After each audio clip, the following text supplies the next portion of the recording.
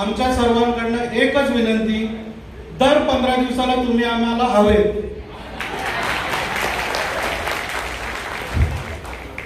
आणि कल्याण ग्रामीण तर आपला आहेच, आता डोंबिवली पण आपला करून टाकू आपण. धन्यवाद. जय हिंद, जय महाराष्ट्र. प्रश्न विचारला रवींद्र चव्हाण यांना, तुम्ही डोंबिवलीचे आमदार आहात, वैद्यकीय शिष्यमंत्री होते, काय केलं दवाखान्यात?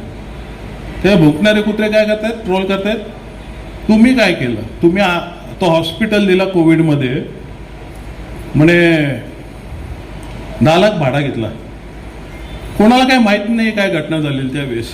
कोविड स्वतःच्या नातेवाईकाच्या आईबापाच्या मैतावर पण जात नव्हते.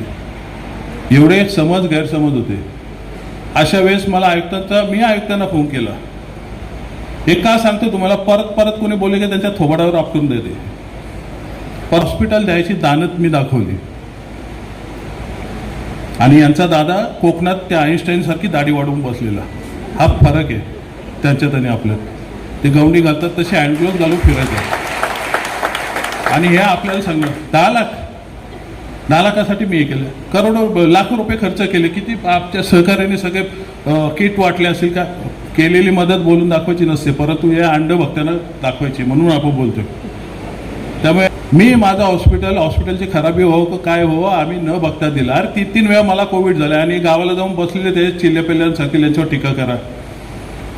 त्यामुळे अशा गोष्टींना त्याच पद्धतीने उत्तरं द्या. परंतु आपल्या डोंबिवली शहराचा राजकीय वातावरण असं नव्हता.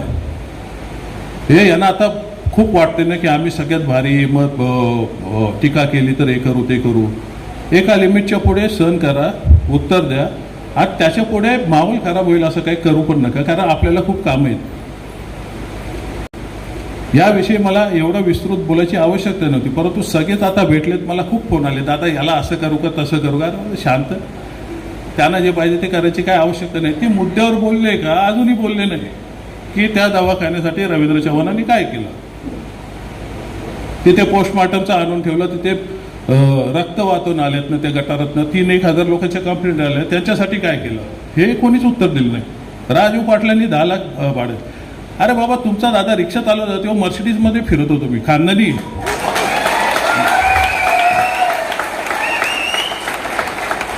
आत्ता टेंडरच्या पैशातनं पैसे कमवलेत आणि गाड्या घोड्या दाखवून जर माझ कोणी दाखवत असेल तर मी तरी ऐकून घेणार नाहीये, कारण मी त्यातला नाहीये.